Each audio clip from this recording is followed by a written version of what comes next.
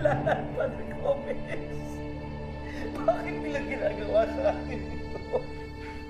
Kakampi natin ang katotohanan. Wala tayong dapat ikatakot, Padre Zamora.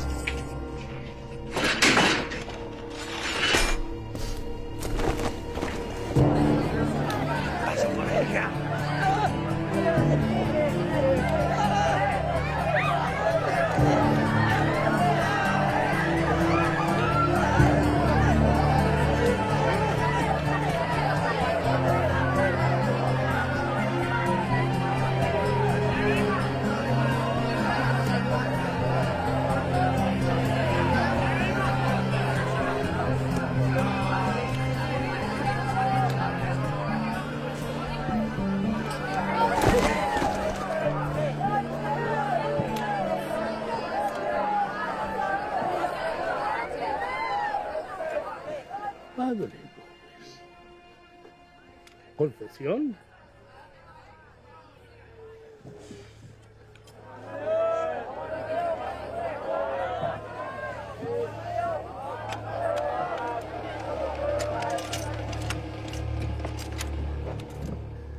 Ang ating patutungo ay isang lugar na kung saan hindi kikilos ang mga dahon nang walang kumpas ang mahal na Panginoon Diyos. Verdugo.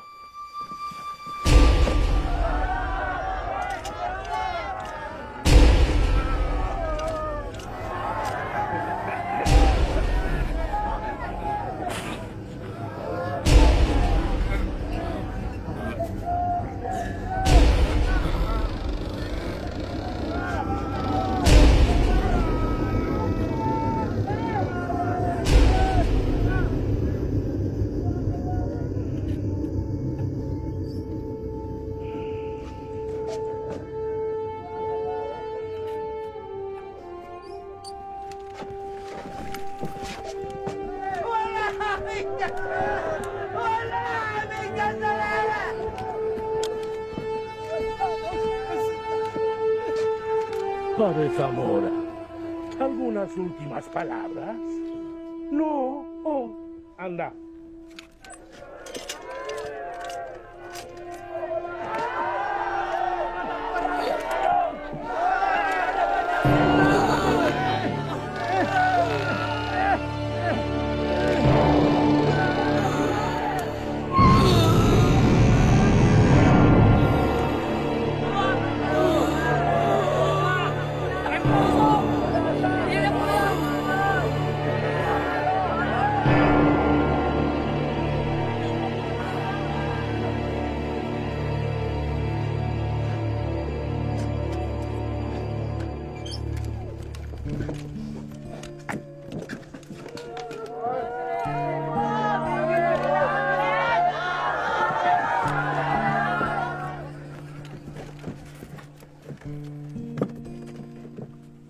Padre Burgos.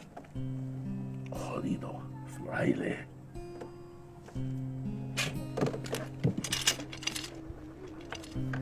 Verdugo. Espere.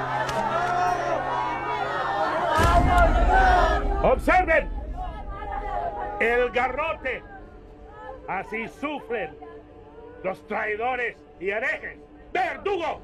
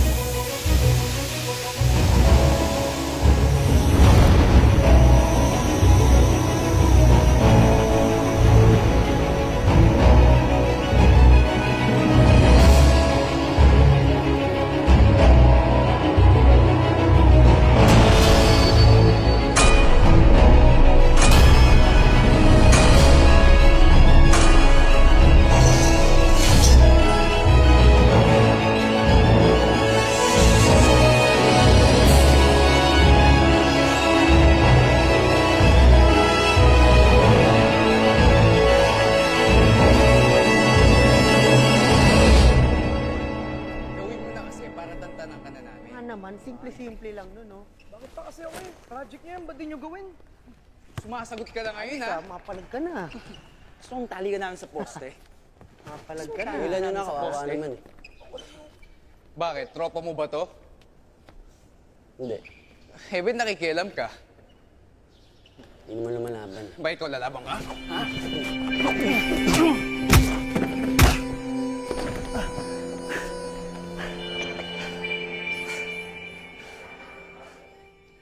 Joaquin, graduating student ka.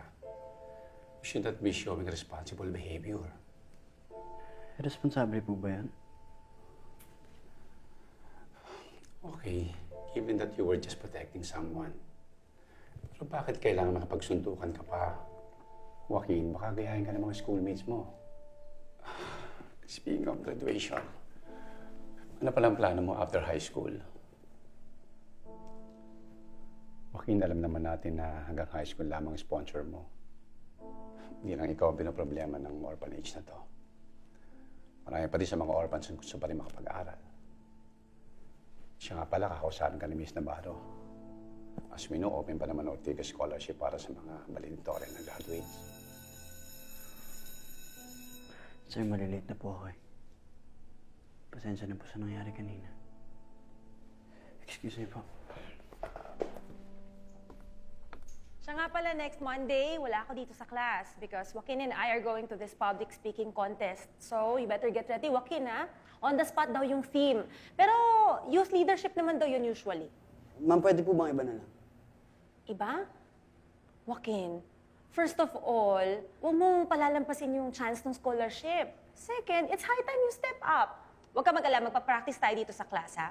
And nga pala, sabi ni Ma'am Joanne niyo sa drama club, sino daw ba magaling mag-drawing dyan para makatulong dun sa pag-sketch ng costume at mga props? Who wants to volunteer? Ma'am, ako na lang po. Kaming dalawa ni Andrea. Okay, thank you, Gary. Thank you very much for your cooperation. Now, let's turn your books to page 40.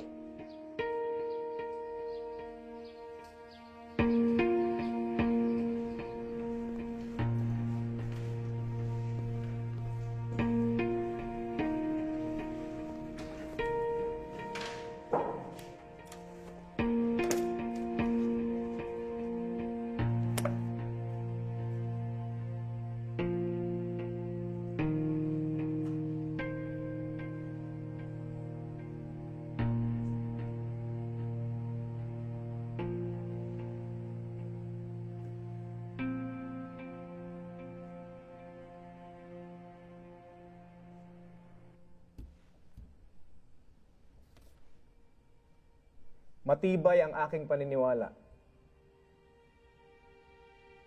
na ang ligang ito ang magsisimula ng pagbabagong nais natin. Layunin ng La Liga Filipina ang mapagkaisa ang bayan. Malabanan ang karahasan at hinustisya, mabigyan ng proteksyon ang bawat isa kung kinakailangan, at mapag-aralan ng reforma para sa bayan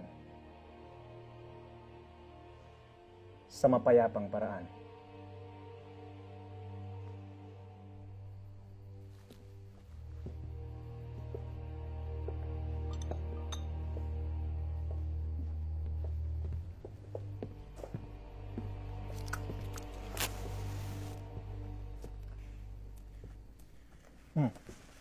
Salamat, senyor.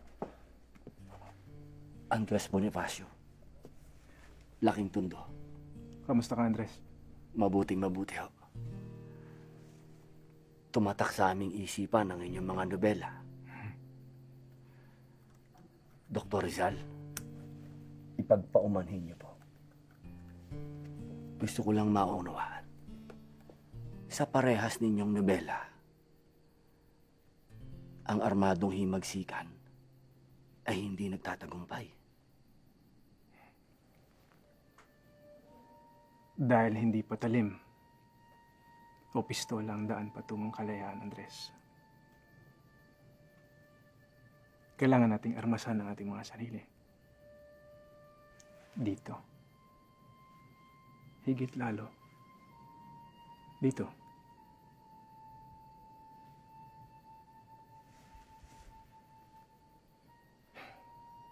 Yan ang mga sandatang inagaw sa atin ng mga Kastila.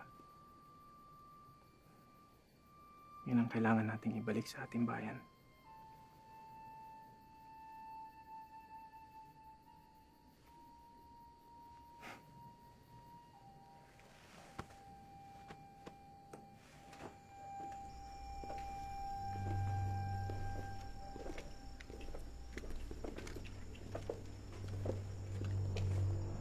Oye, Indio. Saan ka punta? Dito lamang ako nakatira. Galing ako sa trabaho. Sedula.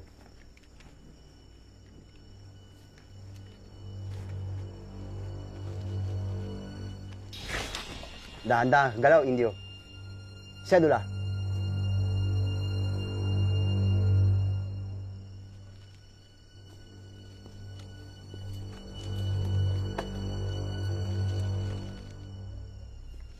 Esta es verdad. Oh.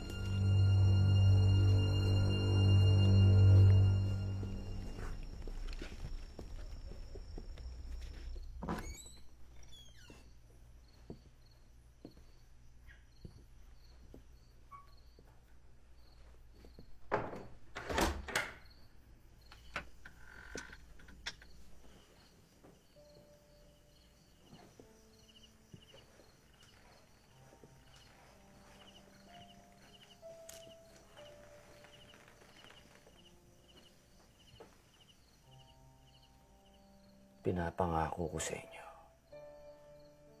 Balang araw, hindi na natin kailangan pang lumuhod sa mga Espanyol. Kayong lahat, magiging mga anak ninyo, magiging pamilya ninyo. Lahat kayo, magiging malaya.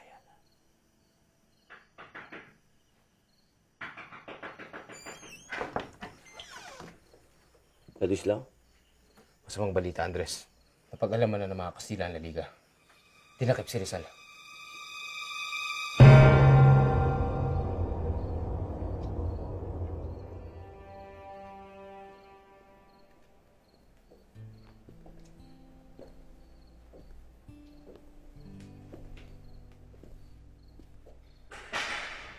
Andres, Dr. Rizal, ikinalulungkot ko sa ganitong pagkakataon tayo magkakausap.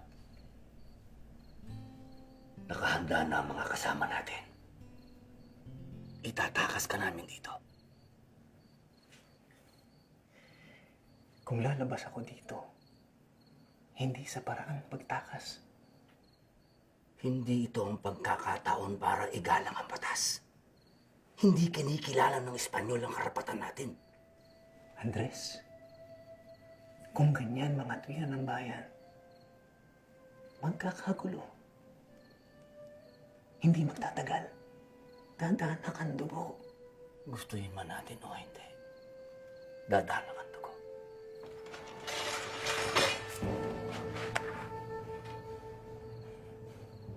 Umalis ka na, Andres. Mapapahama ka lamang dito. Kapag nanatili ka rito, paano na mga inumpisahan mong laban?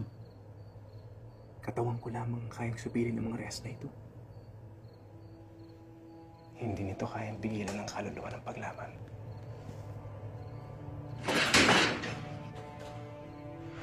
Sige na, Andres. Sige na.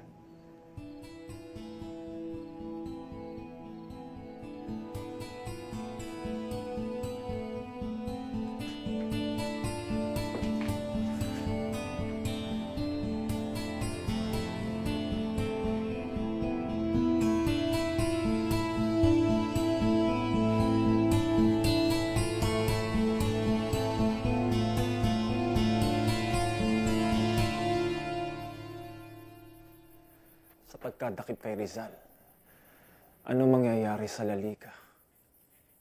Tiyak, dadakpin din ng mga praile ang lahat ng mga sumusuporta dito. Hindi. Hindi tayo makukulong. Lalaban ako kung kinakailangan. Hindi ako susuko sa mga Kastila na yan. Anong gagawin natin ngayon? Hindi naman maaring tumigil na lang tayo sa paglaban. Sa tono ng ating pananalita, tila napupuno na tayo sa lahat ng mga nangyayari. Kailangan na nating kumilos. Kailangan natin ipakita na lalaban tayo.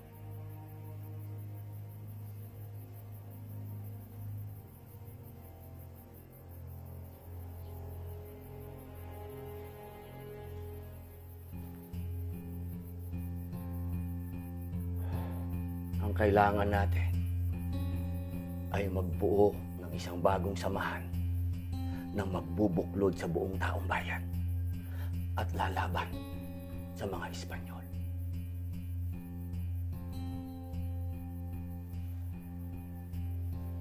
Hindi naging matagumpay ang mapayapang pagbabago na isinusulong ni Dr. Jose Rizal.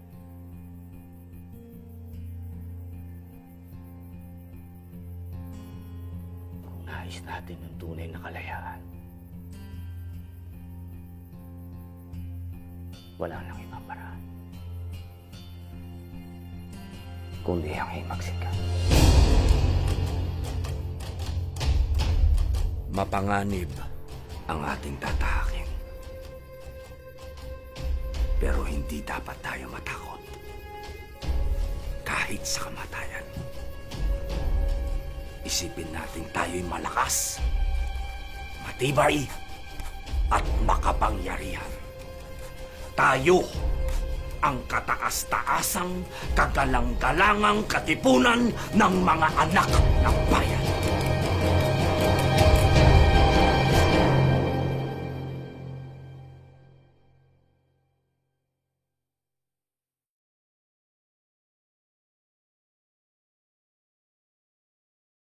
Gary, ito yung hinahanap ko. Isa siya sa mga babae na nasa likod ng revolusyon ng Pilipinas. Ganda naman niya. Parang ikaw lang. Siya yung humuli sa puso ni Andres. Gregoria de Jesus. Teodoro, nakarating sa akin ang balita na sumapi ka raw sa grupo ng mga mason. Naku, Nicolas, ipagpaumanin po ninyo.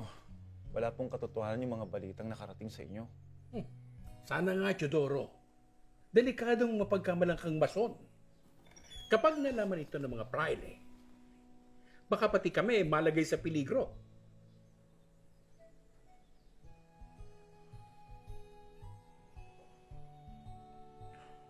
Andres, may kailangan ka ba sa anak ko? Ay, wala po, Nicolas. Sinamahan lang po niya ako. Sigurado ka? Opo, Nicolas. Bueno, sabi ko na ang gusto kong sabihin. Maaari na kayong umalis. Salamat po. Magpapaalam na po kami. Sige.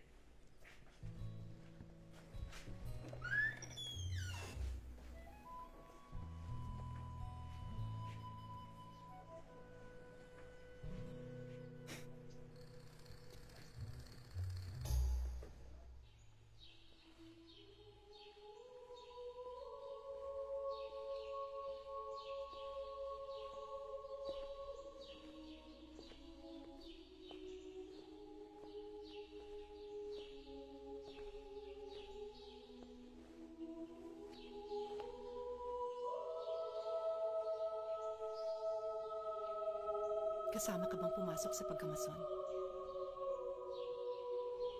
Oo. Hindi ba ang mga mason hindi naniniwala sa Diyos? Imbento lamang yan ng mga praile.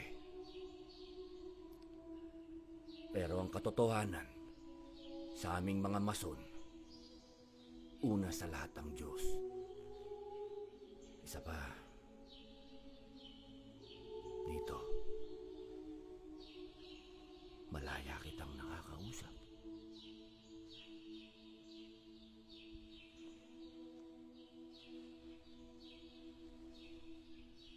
Parang awa niyo na, Padre. Dinapuan na po ng malarya ang anak ko. Maaari lang po sana mahingi ang aking sahod.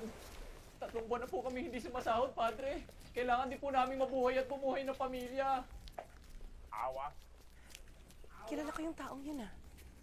Labis na po ang pagpapahirap niyo sa amin. Anong klaseng Panginoon ang meron kahit walang halaga ang buhay namin sa inyo?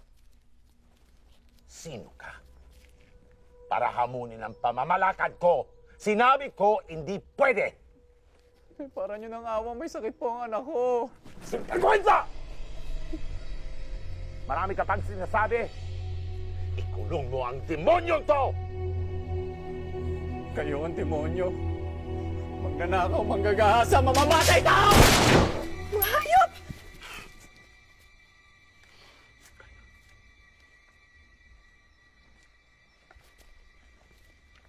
Kung ayaw nyo matulad sa demonyong to, matuto kayo sumunod sa utos ko. Maging aral ito sa inyo, mga Indio!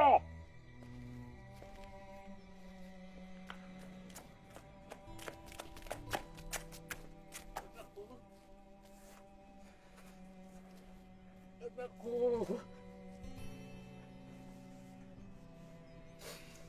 Sabi ko naman sa'yo, huwag ka nang lumaban.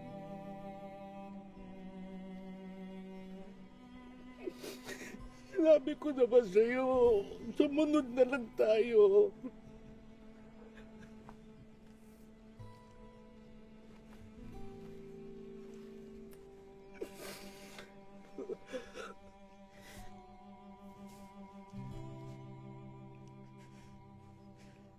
Paano mo kinayang sikmurain ang kalupitan ng mga prailing yun? Bakit wala tayong ginawa? Hindi yun ang tamang lugar. Saan? Kung hindi yun ang tamang lugar, saan? Kailan tayo pwedeng lumaban? Pinapatay na ang mga kapwa natin kung saan-saan, Andres.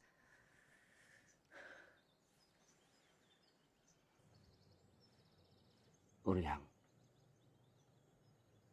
may malaking plano at pagkilos na magaganap.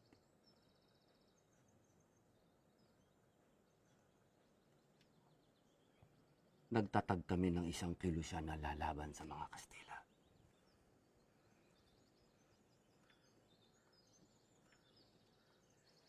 Kilusan? Isang kilusan na magpapatigil sa kalupitan ng mga Espanyol. Sasama ako.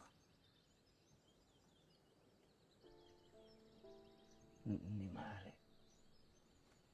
Bakit? Oo, babae ako. Pero kaya kong lumaban. Ayoko makita ang tinatrato tayo na mas masahol pa sa hayop. Hindi ako papayag.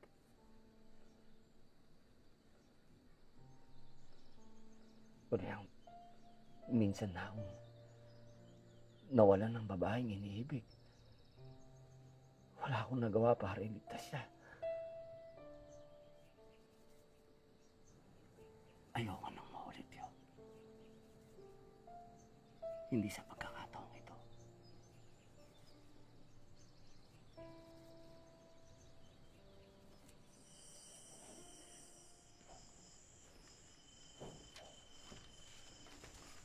Ilan na ba ang bilang ng mga kasapi? Mga 300. Sa buong Maynila? Sa buong bansa. Paano natin maisasagawa ang himagsikan kung 300 tayo?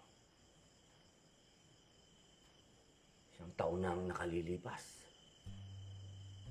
Napakabagal naman yata ng pagkalap ng mga kasapi, Teodoro.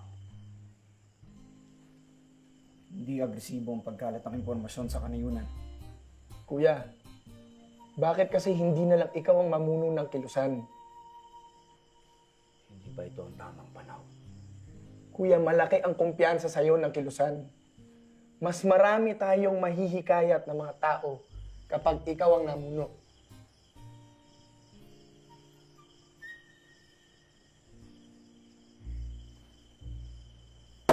Doro, Andres, ikaw ba'y napaparito para sa plano ng katipunan? O para ligawan ng kapatid ko? Magsabi ka ng totoo.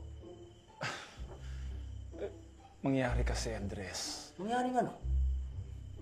Anong nangyari? May nangyari na sa inyo? Wala kuya.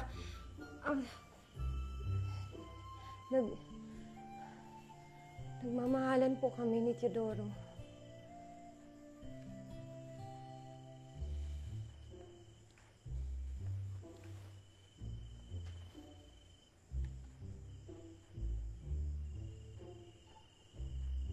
Gaano katagal na?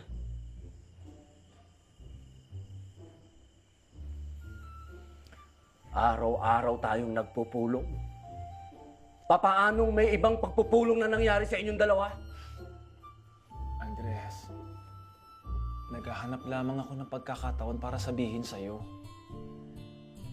At sa palagay ko ito na ang tamang oras. Andres, gusto ko sanang hilingin ang kamay ni Nonay.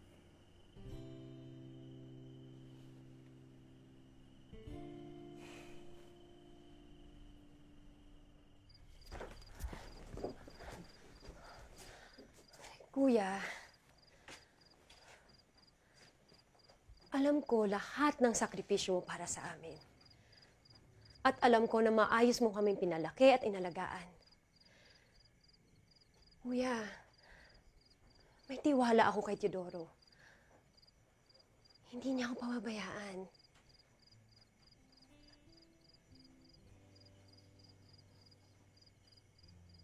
Andres, hindi ko sasaktan ang kapatid mo. Mamahalin ko siya at aalagaan, kapantay ng pagmamahal mo sa kanya.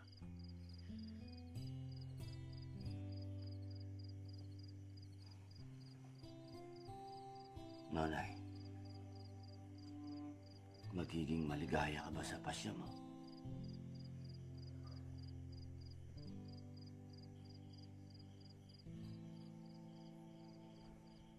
Mahalaga sa akin ang kaligayahan mo.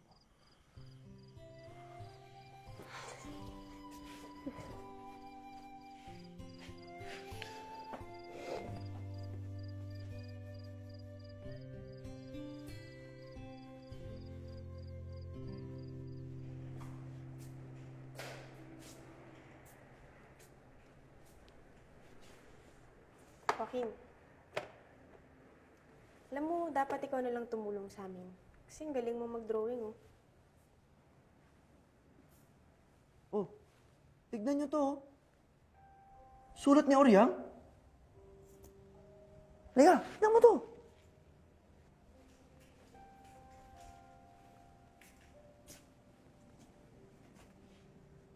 Ako po ay si Gregoria A. de Jesus, na taga Caloocan, dalagang Tagalog.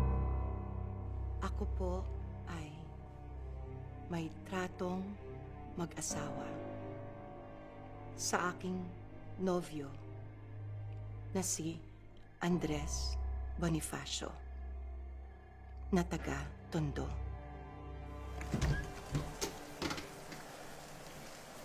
Ginoong Nicolas, iniibig ko ang anak ninyo. Nais ko po sanang hingin ng kamay ni Oriang. Hangad po namin na magsama na. Sana po, mapayagan ninyo kami. Hindi ko kayo mapapayagan. Hindi ko ipagkakatiwala ang anak ko sa isang mason, sa isang erehe. Ipagpaumanhin po ninyo, pero mali po ang pagkakakilala niyo sa akin. Ipagpaumanhin mo na rin. Ipagpaumanhin mo. Dahil hindi mo na muli pang makikita ang anak ko. Wala na siya rito.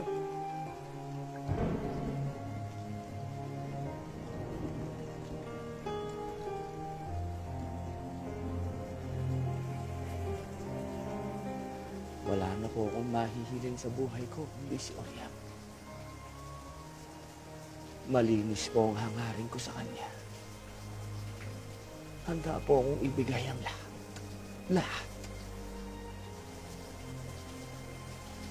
Kung hihilingin po ninyo na ako'y lumayo, gagawin ko. napakalayo ako. Pero sana ho, huwag niyo naman hong pahirapan si Oriel. Maawa naman ho kayo. Wala ho siyang kasalanan.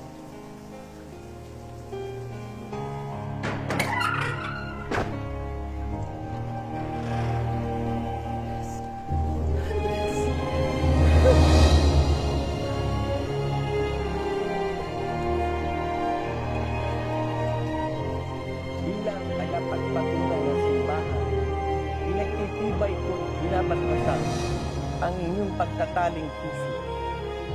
Sa ngalan ng Ama, Anak, ng Espiritu Santo. Amen. Maaari mo nang halikan ang iyong asawa. Aling pag-ibig pa ang hihigit kaya sa pagkadalisay at pagkadakila, gaya ng pag-ibig sa tinubuang lupa. Andres?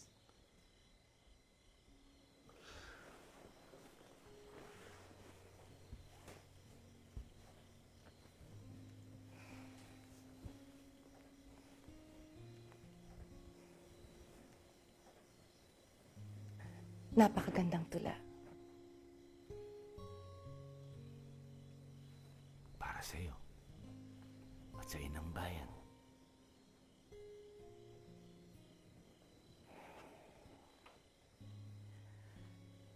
Mahal na mahal kita, Andres.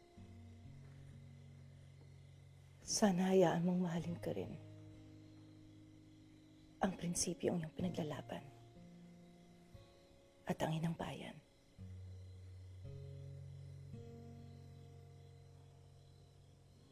Mabuhay ka, Lakambini. Ngayong kasapi ka na ng katipunan, maging isa kang kandila na magbibigay liwanag sa pagkakaisa ng marami pang mamamayan para sa karangalan, katarungan, at kalayaan.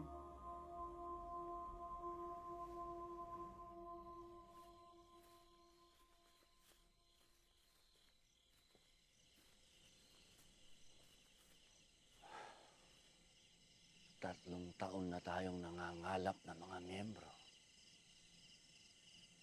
Subalit hanggang ngayon, parang nagbubulag-bulagan pa rin ang mga tao sa kalupitan ng mga Kastila. Malalim ang takot na itinanim ng mga Kastila sa puso't kaisipan ng ating mga kababayan. At hindi ito madaling maalis. Pero kung patuloy silang matatakot, lalong mababaon sa pagkikahos at kapihan ng bayang ito.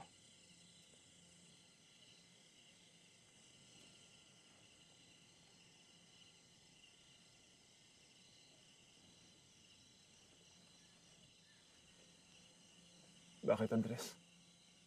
Bakit bigla ka natahimik? Narito ako noon. Nakita ko kung paano nila ginarote ang tatlong pare.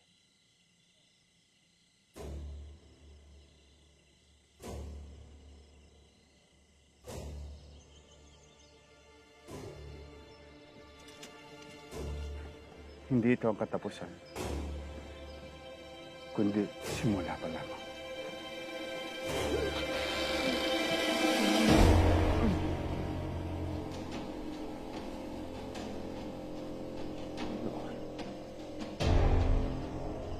Hindi ko maintindihan kung bakit hindi ko mayalis ang tingin ko sa kanila. Habang pahigpit ang yakap ng kamatayan sa kanilang mga dibdib. Ngayon,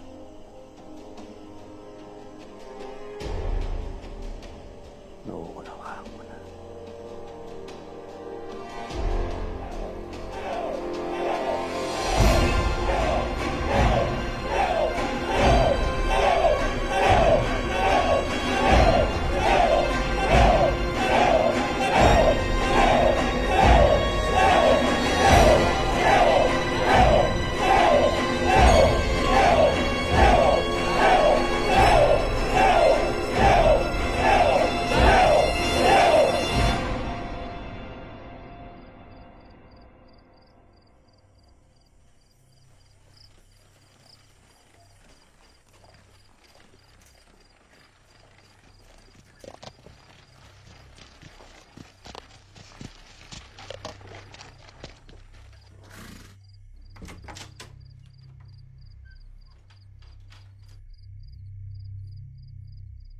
Tuloy ka.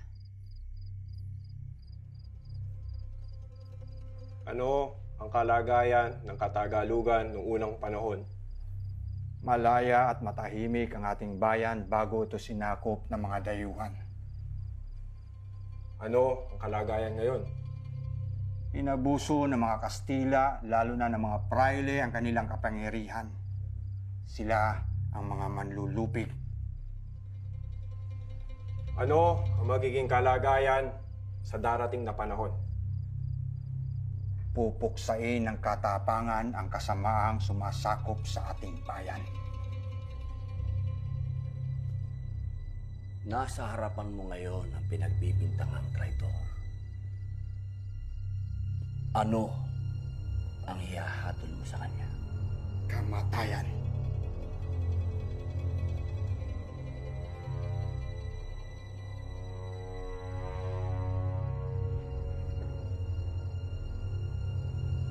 Emilio Aguinaldo. Ngayong kasama ka na sa kilusan, anong nais mo itawag sa'yo? Magdalo. Supremo. Magdalo. Binabati kita kasamang Magdalo.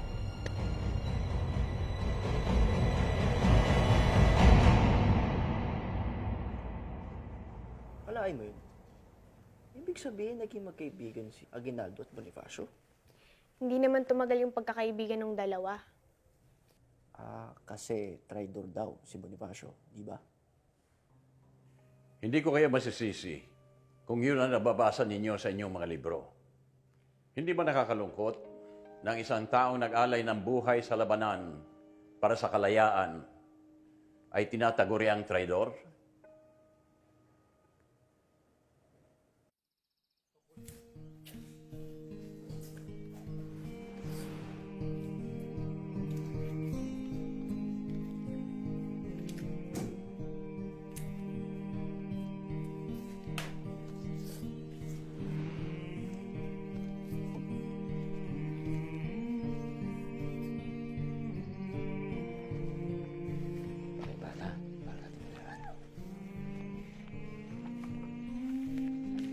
Basahin mo para sa ating kalayahan.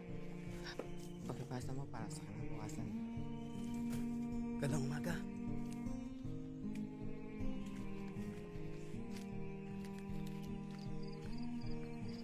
Basahin mo para sa pagbabago.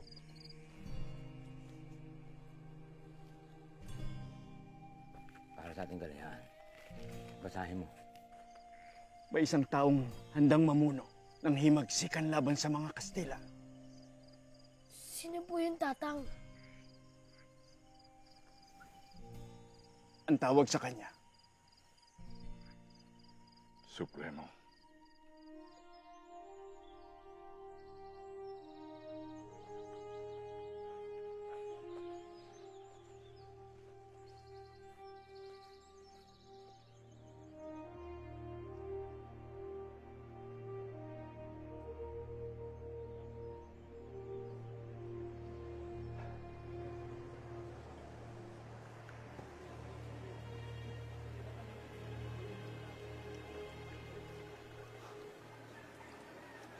Maligayang pagdating. Mabuhay mga kapatid! Maraming salamat sa inyong pagdalo sa pagpupulong nito. Ako po ang inyong lingkod, Andres Bonifacio. Masaya ako sa inyong pasya na makiisa sa pakikipaglaban para sa kalayaan. Narito po ang kasamang Emilio Jacinto upang pangunahan ang inyong pagsanib sa katipunan. Muli, maligayang pagdating.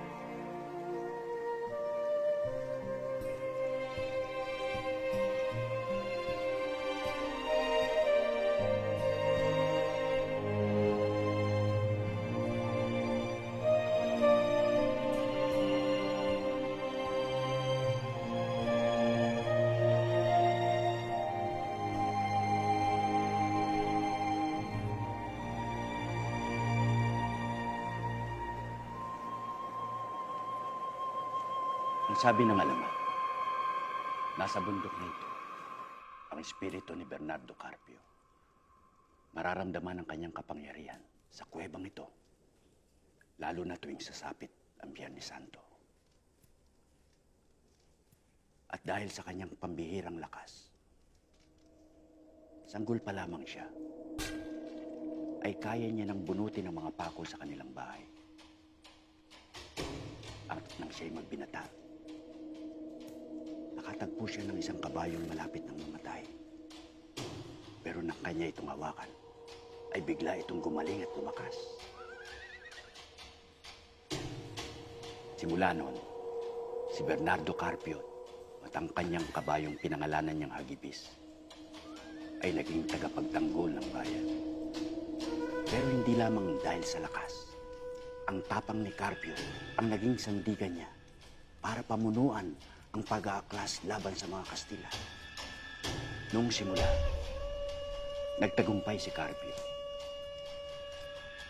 Pero humingi ng tulong ang mga praile sa isang engkanto.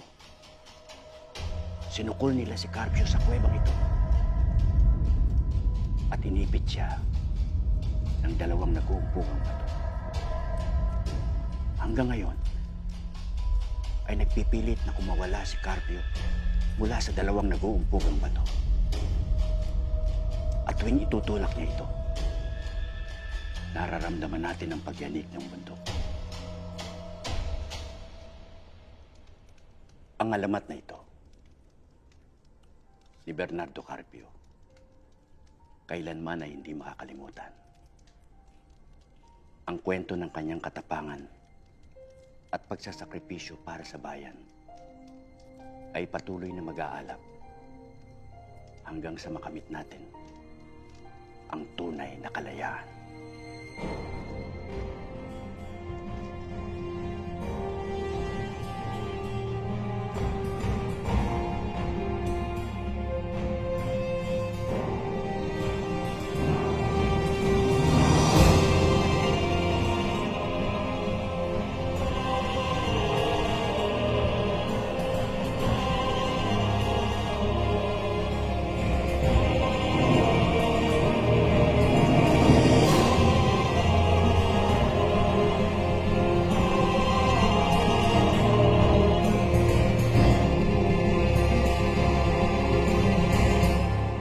Buenas noches, padre. Detecto cambios en el comportamiento de los indios. Sospecho que la mayoría se está afiliando a la masonería. No me gusta esto para nada. ¿Estás seguro de su información? No soy yo, sino usted quien debe contestarme esa pregunta. Ha sido la Iglesia quien ha mantenido el orden en esta colonia. Durante más de 3 siglos, la Iglesia ha mantenido la paz, relación y entendimiento entre los españoles e indios. Fundación de la masonería en esta colonia fue por los peninsulares. Mientras estén en el poder, no debemos preocuparnos. No, allá usted. Usted es el gobernador general. Pero le advierto, espero que no se le adelanten los indios.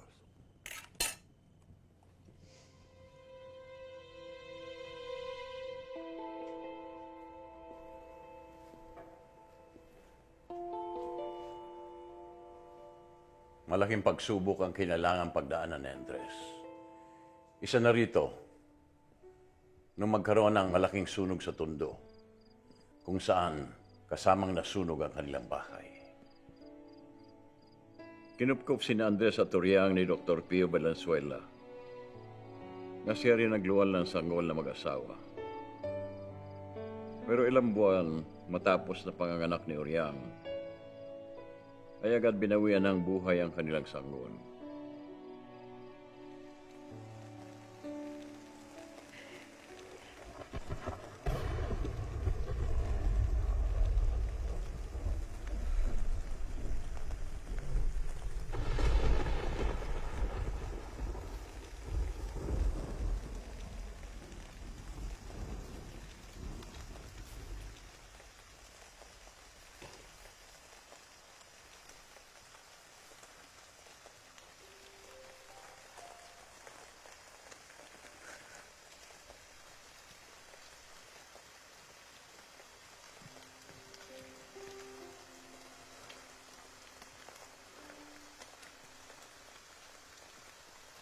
wala akong karapatan para pagdudahan ng mga plano.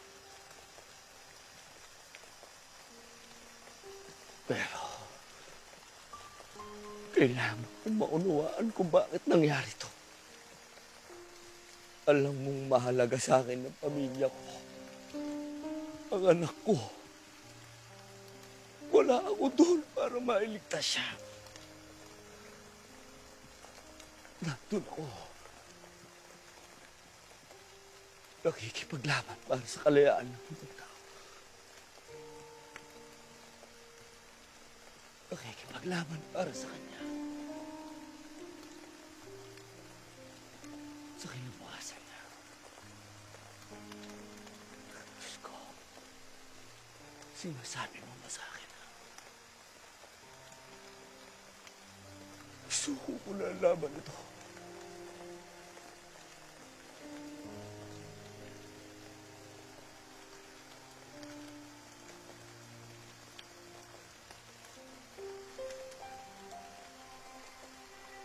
Sapat ba ang laban ito katumbas ng buhay ng anak ko?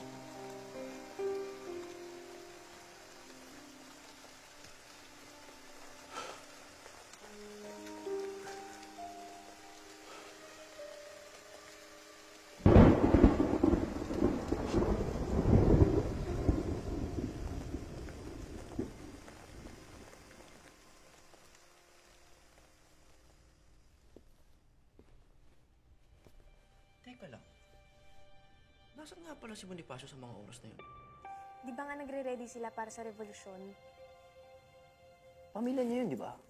Inuuna pa ba niya yung magiging bayani? Hindi naman niya inisip na tatawagin siyang bayani. Di ba dapat siguraduhin niya munang nasa mabuting sitwasyon ng pamilya niya? Para kay Bonifacio, para din sa pamilya niya ang laban ng katipunan. Hindi lang pamilya niya ang iniisip niya. Itinuring niyang pamilya din ang buong bayan. Ang mahirap minsan, may ibang tao na walang ibang iniisip kundi sariling pamilya. Kahit na malagay sa panganib ang ibang tao.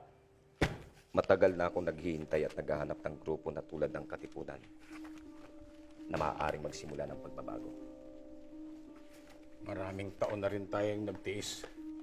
Kung hindi dahil sa sinimula ng Supremo, hindi tayo makakikita ng pag-asa. Ang mahalaga, magpatuloy yung pagpalaganap ng ating kalayaan para mas dumami pa ang bilang ng ating miyembro.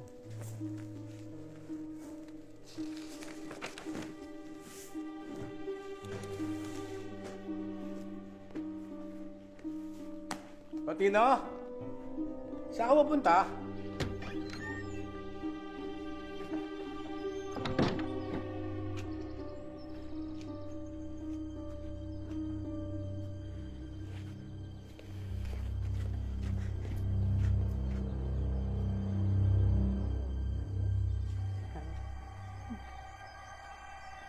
Kuya?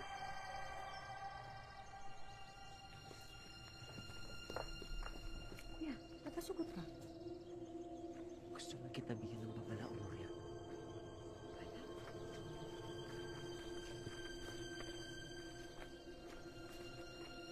Anong babala?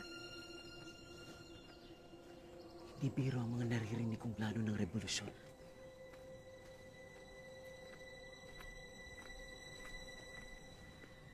Kailangang maging maingat tayo.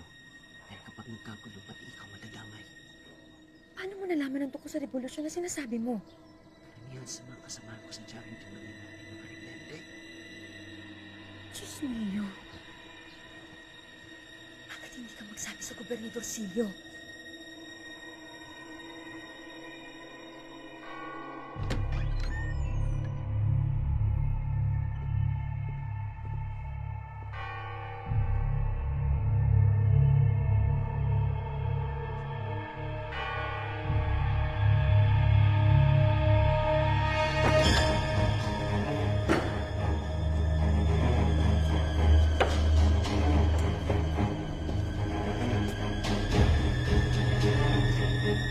Mirad por allí. A ver si encontráis algo. A sus órdenes, padre. ¡Anda!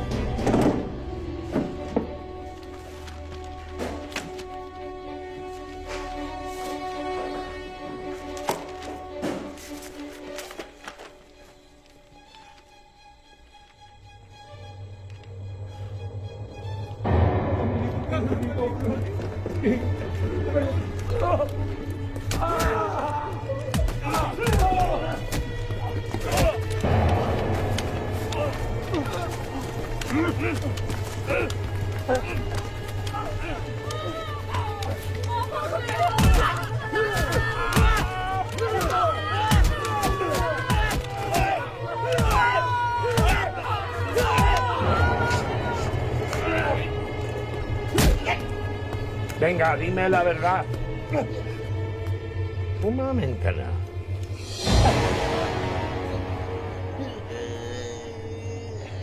Umamin ka na!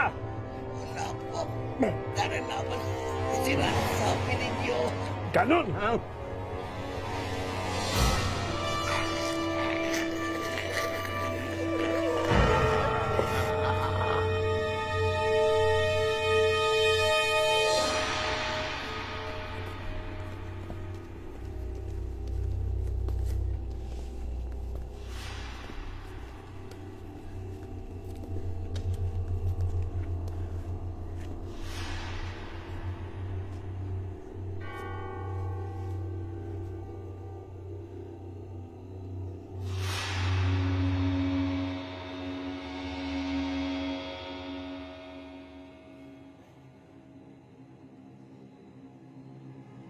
Sabihin nyo sa pinuno ng mga konseho,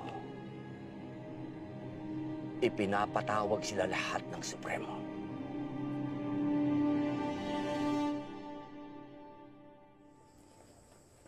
Ang kinabukasan ng mga susunod na henerasyon ay bahagi ng ating responsibilidad. Tayong mga nauna, tayo na may lakas, tayo na may kakayahang lumaban, tayo ang makapagbibigay ng kalayaan na nararapat sa kanila. Malaki ang tiwala ko sa iyo, Andres. Bilang ina ng katipunan, pinauubaya ko sa iyo ang desisyon na gawin kung ano ang sa tingin mo ang nararapat.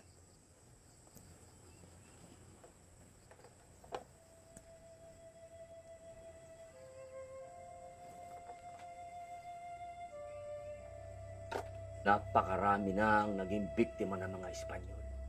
At mas marami pa ang mamamatay kapag hindi natin pinigilan ang kanilang pang-aapi. Sa labanang ito, isusuong natin ang ating mga buhay sa pangangit. Ilang araw mula ngayon, sa gabi ng 29, sisimulan na natin ang revolusyon.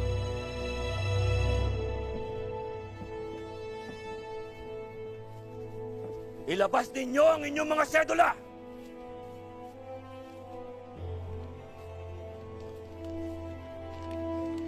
Pagmasdan ninyo ang munting papel na umaalipin sa ating lahat.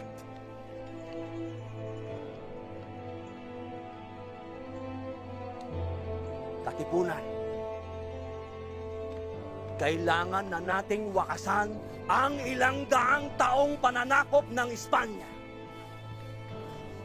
Kulang man tayo sa sandata. Mas malakas man ang baril at kanyon ng mga Kastila. Lalaban tayo hanggang sa huling hininga. Hindi tayo magpapalupig! Tayo ang magtatagumpay. Dahil tayo ang mga anak ng bayan. Tayo ang nagmamay-ari sa lupang ito. Sa atin ang bayan ito. Punitin ang mga sedula nyo! Mabuhay ang katipunan! Mabuhay! Mabuhay ang revolusyon! Mabuhay! Mabuhay ang Supremo! Mabuhay! Oh, eto yung sedula na pinunit nila sa bakuran nila Tandang Sora. Solid to ah. Yang sedulang yan ang nagsasabi na sa Bonifacio ang naging unang pangulo. Ano daw? Pinunit lang? Pangulo na kagad? Hindi. Yang sedulang yan, Ang ibig sabihin, sa pagpunit ng sedula ay kumalas na tayo sa gobyerno ng Kastila. at ang Katipunan ang naging unang gobyerno ng Pilipinas. Kaya si Bonifacio ang unang pangulo. Pero hindi lang sa pagpupunit ng sedula nasusukat ang pagiging Pangulo.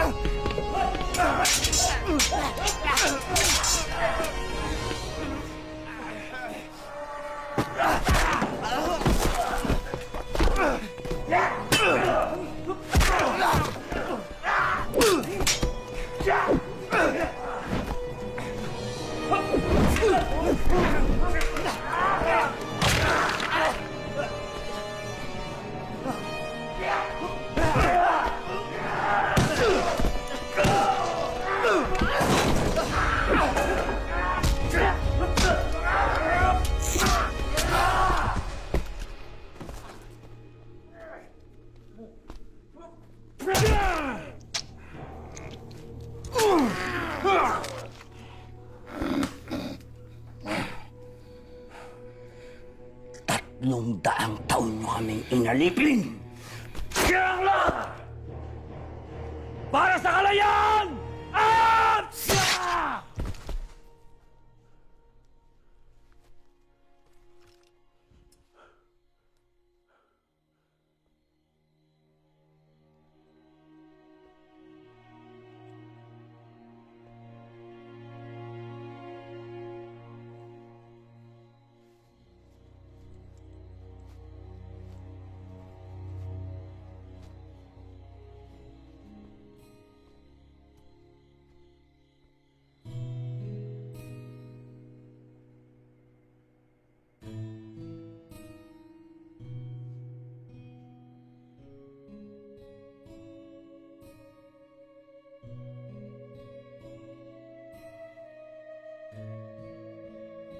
Ang labanan na yon ang nagbigay ng lakas ng loob at inspirasyon sa iba't ibang mga lalawigan para mag-aklas at labanan ng mga Kastila. Pero hindi lahat ng labanan ay naging tagumpay. Dahil sa kakulangan ng mga armas, dumating ang panahon na pinakamasakit para sa Supremo. Buhay.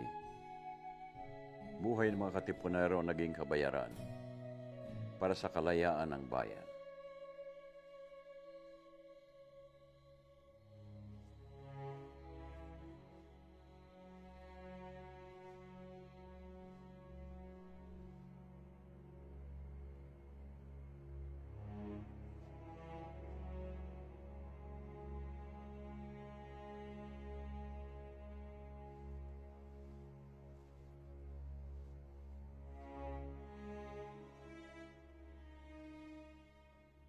Sunod-sunod na ang pagkatalo ng Katipunan sa Maynila. Hindi magtatagal. Tuluyan na itong babagsak. Hindi maganda ang reputasyon nito. Ang tingin sa kanila yung mga tulisan. Mga bandido. Sa tingin ko, walang kakayahan si Bonifacio para pamunuan ang revolusyon.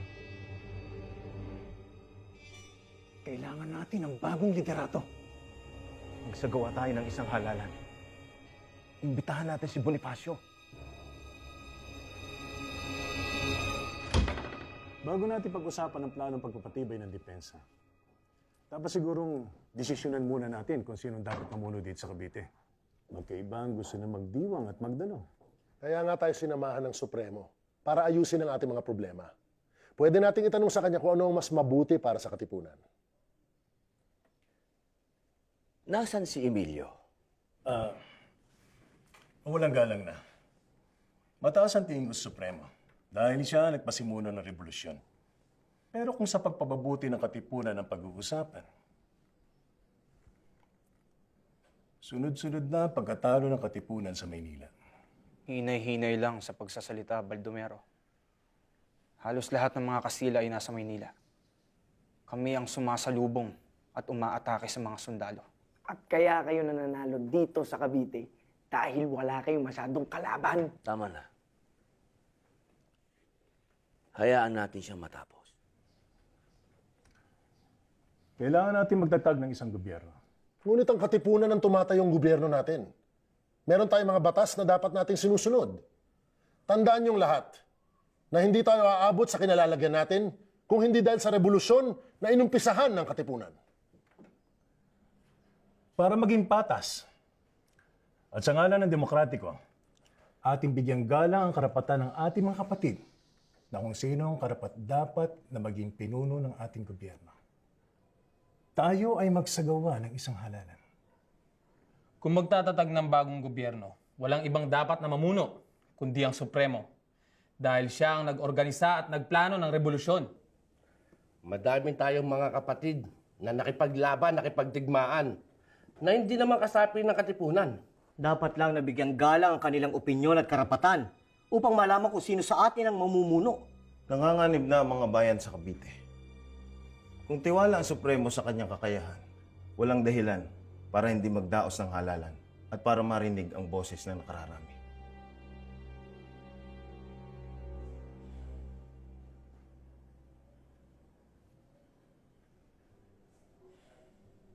At ang nanalo bilang presidente, si Emilio Aguinaldo.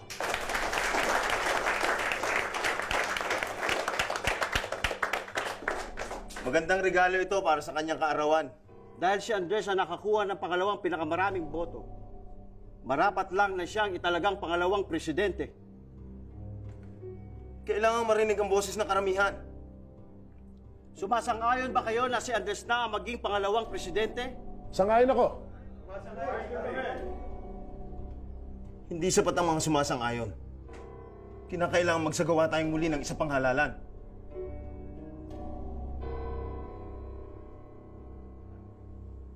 Bilang Direktor de Guerra, Emiliano de Dios. Bilang Direktor de Interior, Andres Bonifacio.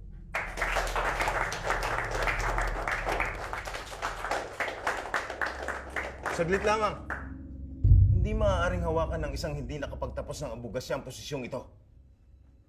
Alam naman nating lahat na si Andres Bonifacio ay hindi nakapagtapos. Ano sa tingin ninyo? Magagampanan ba ito ng isang taong walang pinag-aralan? Tirona! Kanina mo pa ako iniinsulto! Hinahamon mo ba ako? Halika magplano tayo! Supremo! Ha? Supremo, wag! Huwag mong gagawin yan! Andres, wag.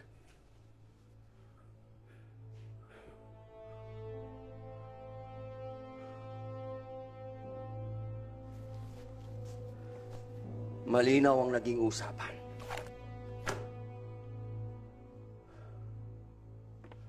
Nagkasundo tayo na gagalangin natin ang kalalabasan ng halalang ito. Pero kayo na rin ang sumira ng usapan.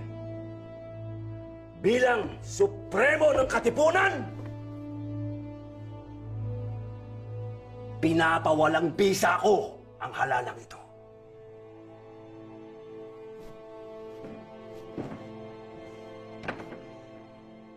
Hindi ko itinataya ang buhay ko para magkaganito tayo.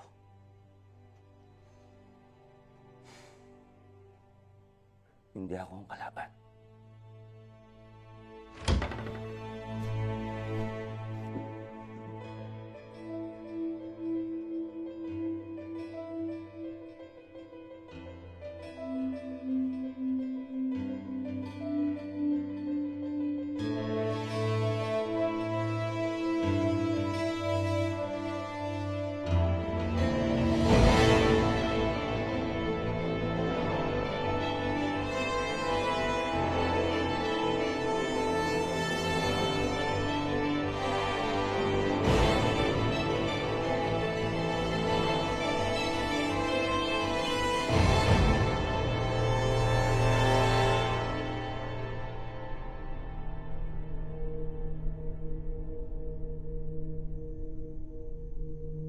Dahil sa di pagsunod sa atin ni Bonifacio, ay baka maging simula ito ng paghiwalay sa ating hanay.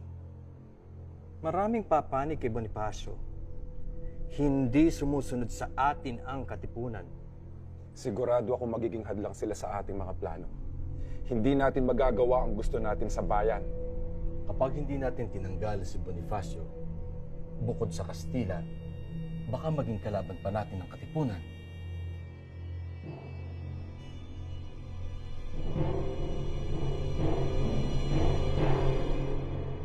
Dakpin, si Andres Bonifacio.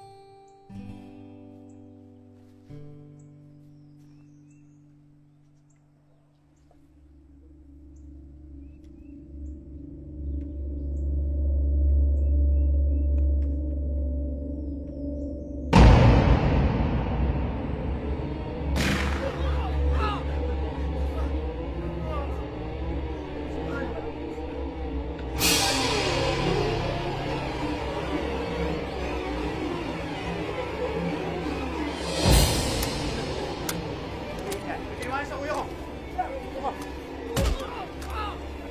Ano yan? Ano?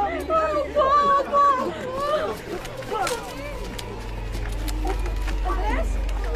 Andres! Wag! Andres, wag! Wag! Wag! Wag! Andres! Andres! Andres! Andres!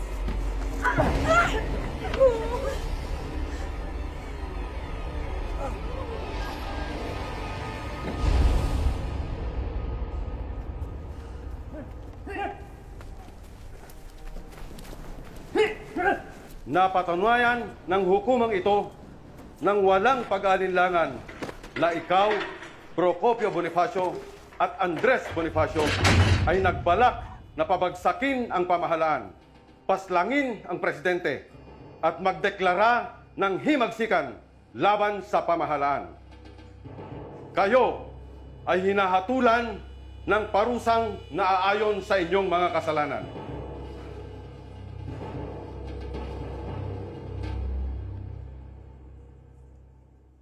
Kailangan mong magpalakas.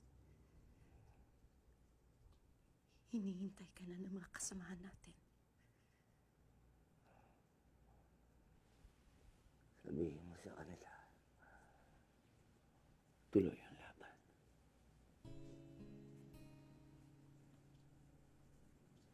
Pero Andres, patawarin mo ako. Kung dahil sa akin, napahamak ang mga mahal ko sa Siri ako. Yung anak natin.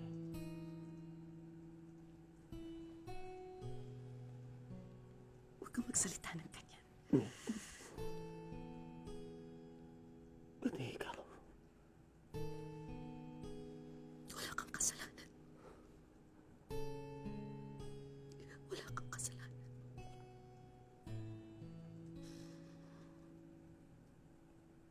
Nanaginip ako.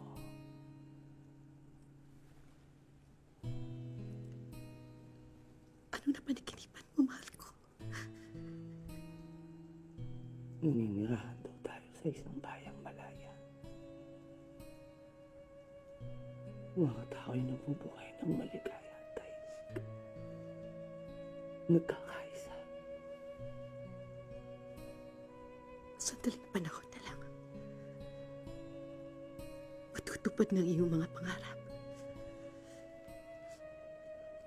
Lahat ng iyong sinimulan at pinaglaban.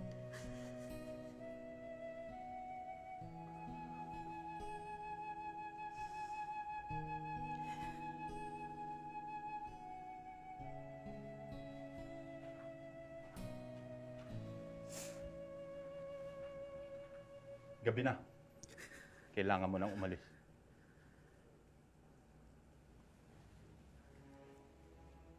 Mahal ko. Hintayin mo ako. Bukas pagising mo. Nandito lang ulit ako.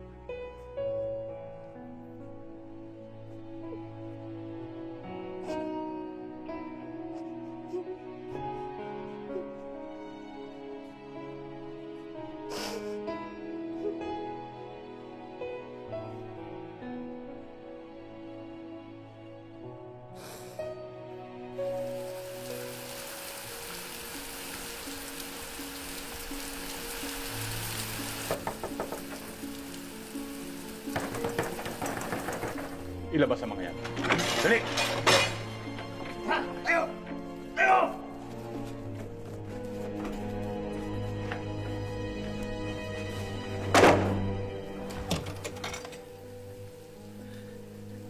Kailangan ko makausap si Emilio. Kahit isang saglit lang. Pasensya na. Masama ang pakiramdam ng presidente.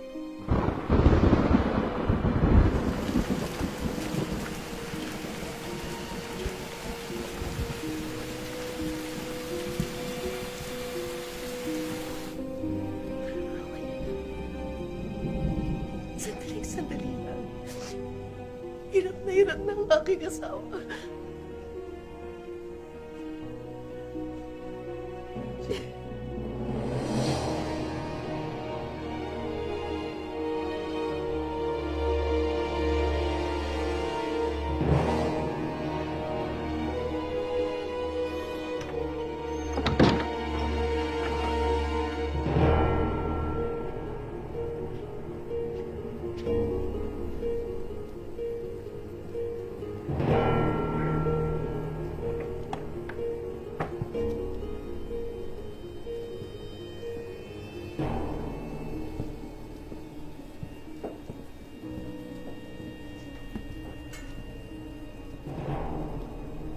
Ekscelensya, nandito si Oriang.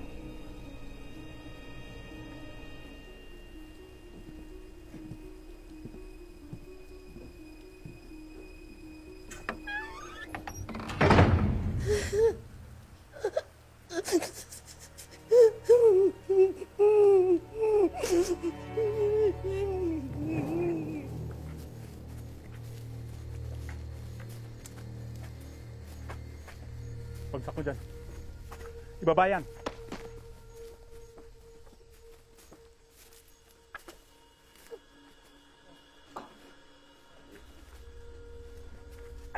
Itabi niyo sa kapatid.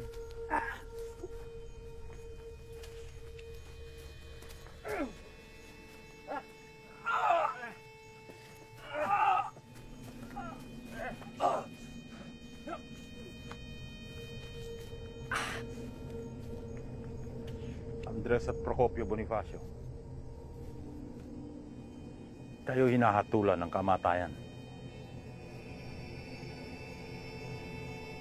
Sino ang nagsabi ng patol niya?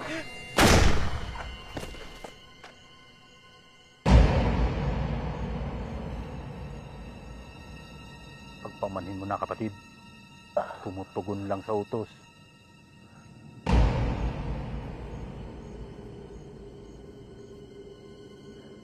Malubha ka na.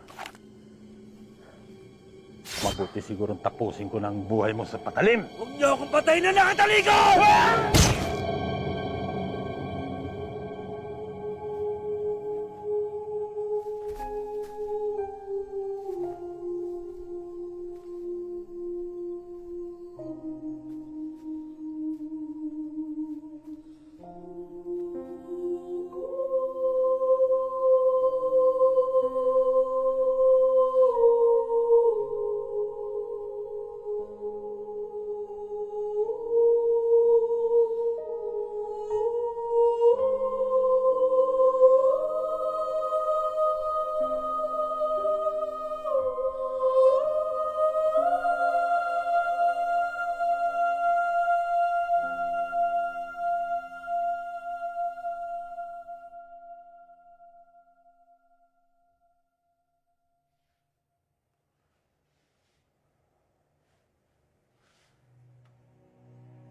Traidor bang ituring ang taong ibinigay ang lahat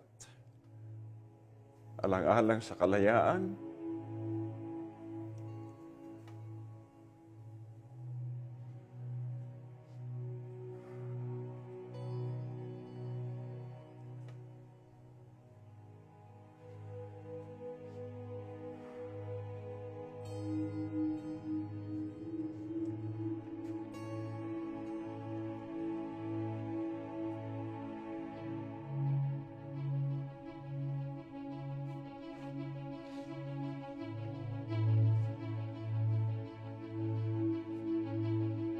Masakit isipin na kulang ang mga nakasulat sa inyong mga libro tungkol kay Bonifacio.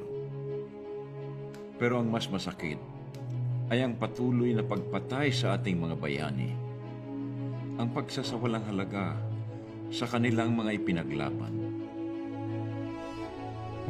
Papakilala ko sa inyo ang unang Pangulo.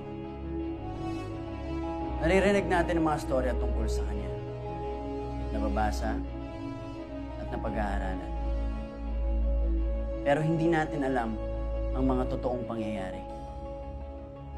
Kaya hayaan niyo po ako na ikwento sa inyo ang tunay na buhay ni Andres Bonifacio.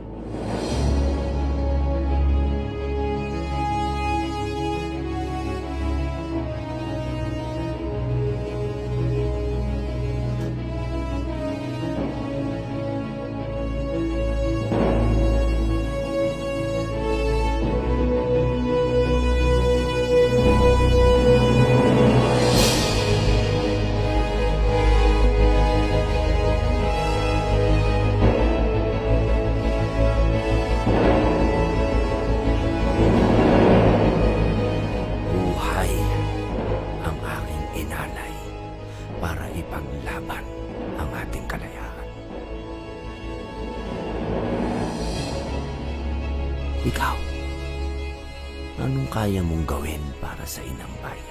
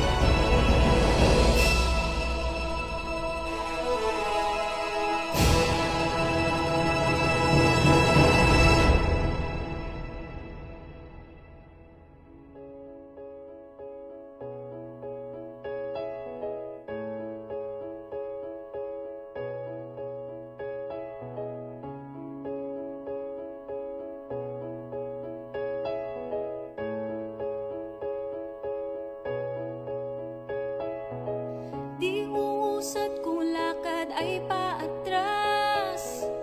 Nakakandado ang dapat na bukas. Bumangon at nang maunawaan mo kung ano ang siyang pinaglaban ko. Habang panahon na lang ba tayong magtuturoan? At sa malambot na higaan ay mag-uunahan. Sigawan at supatan ng anumang kakulangan. Bago pa mapunta sa iba, teka ako naman. Sino bang may kasalanan at madumi ang mukha? Kahit busog na sa palay, nakabaon ang tukha. Paano maniniwala kung palaging sagot ay baka wala?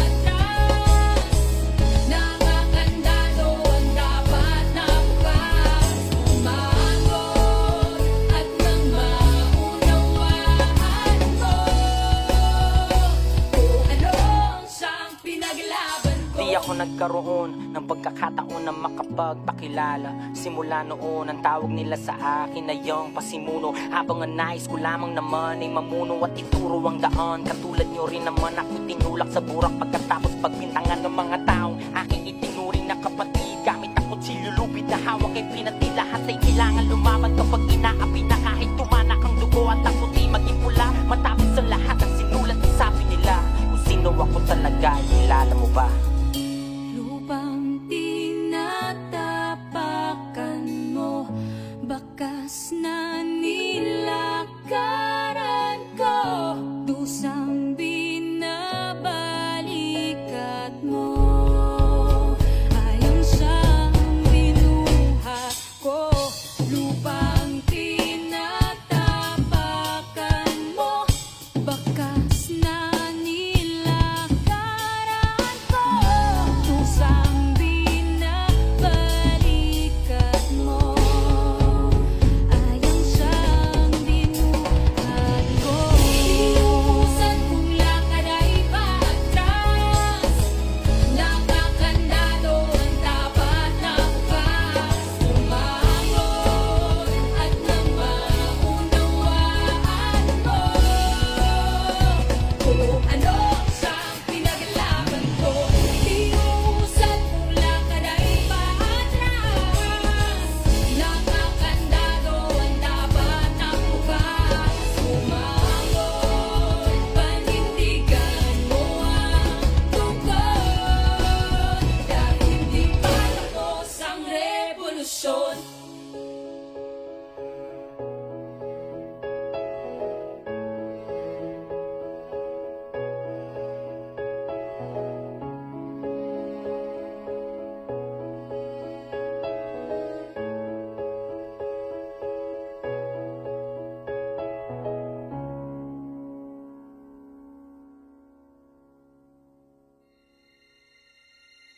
Walang umiiral na mag-isa, Ben.